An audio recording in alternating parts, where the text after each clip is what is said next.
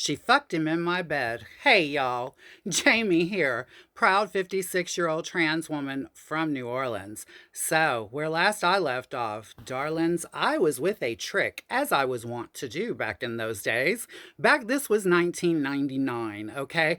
This was early 99, and I had had my breast repaired. I'd had to have my right breast implant taken out because of an infection just right after I'd gotten the damn things. And so I had to wait 4 months and I just had the breast replaced. About a month after I had the breast replaced, okay, I got bought out at Le Roundup at 819 St. Louis Street in the French Quarter. And this guy wanted to take me to his hotel where we went. And he said he wanted to play with my tits, okay? Now, I knew that I was really supposed to wait about 3 months before you let somebody really go at them. And I thought, but you're also supposed to massage them constantly. And so I thought, what the hell? Let him go at them. Break them in, honey. Get them softened up. That's what I thought. That's what I thought. Yeah. I let him go to town, and this son of a bitch mauled my chest. Do you hear me? Mauled them. He was squeezing and squishing and pulling and sucking and carrying on. You would have thought that these breasts were the first and last toy this man ever received in his entire life to play with, okay?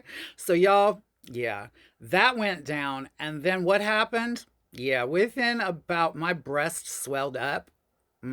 Within a couple of days, immediately afterwards, I'm sorry, but within a couple of days, I started feeling like it started getting firm in places around the bag. And yeah, I realized that I messed up by letting him manhandle my breast. And this is a cautionary tale to any of you young girls out there or older gals out there that are going to get your breasts done. Do not let people manhandle them when you first get them. Let them settle in. Let them fully heal.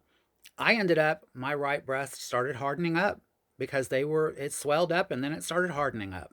And I would say over about 6 months, it got very, very firm, like very firm.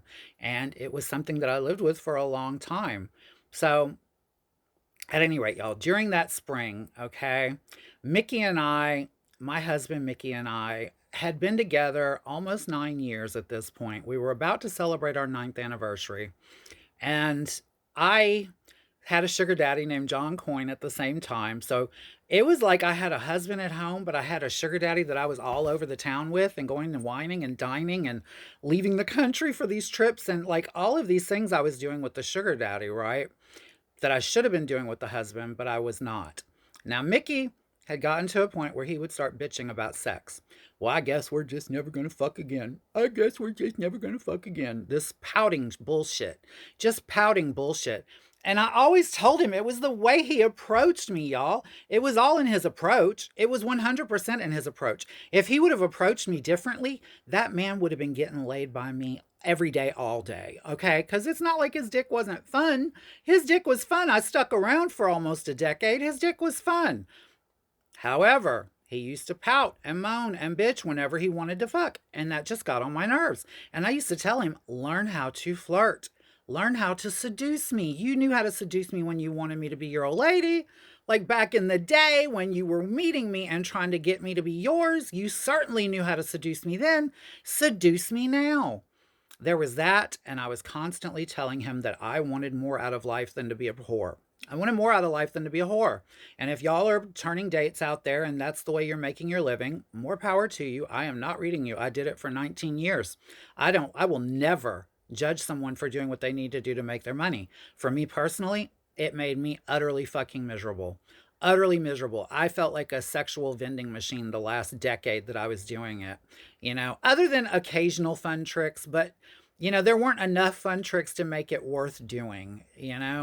And I just was starting to see it for the trap that it was. But I had John Coyne, and I was going to ride that train for all it was worth, honey. So my birthday was getting close, and John said that he wanted to do something special for my birthday. Okay. So John tells me that he's going to take me to New York for my birthday. We were going to New York for a whole week, okay? My second time ever being in New York City. And we went there and we stayed at this lovely hotel in Times Square.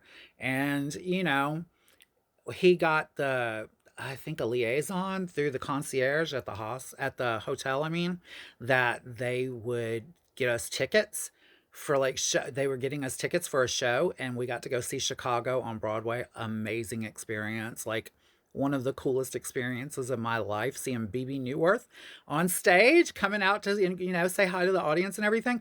Oh my god, I was over the moon. And you know, John took me everywhere. The Forbes Gallery to look at the jade collection, the Russian jade collection, and the Fabergé collection. What am I saying? Russian jade. We went to the Fabergé Museum. I'm sorry, we did. We went to the Fabergé Museum, and we went to the Statue of Liberty, and we went everywhere, all over the city, Chinatown, Little Italy, you name it. We did it, right? And I come home after the end of a week. Okay. John and I had a fabulous time. Even got to see Junior Vasquez DJ at a nightclub in New York. Loved that experience. Junior Vasquez was the shit back then. Do you hear me? So, what happened? Y'all, I get home. Bobby Joe tells me, Jamie, I gotta let you know something. Your husband was up to things while you were gone with a little young girl named Desi.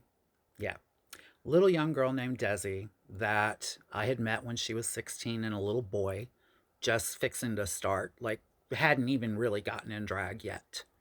Hadn't popped a moan yet when I met it. Okay? And then I find out she fucked my husband, or was fucking my husband. And if y'all want to know what happens next, darling, y'all know the routine. Be here next time, and I will too. I love you all. I love you all for watching, and I love you for the comments. I'll talk to you later. Bye, y'all.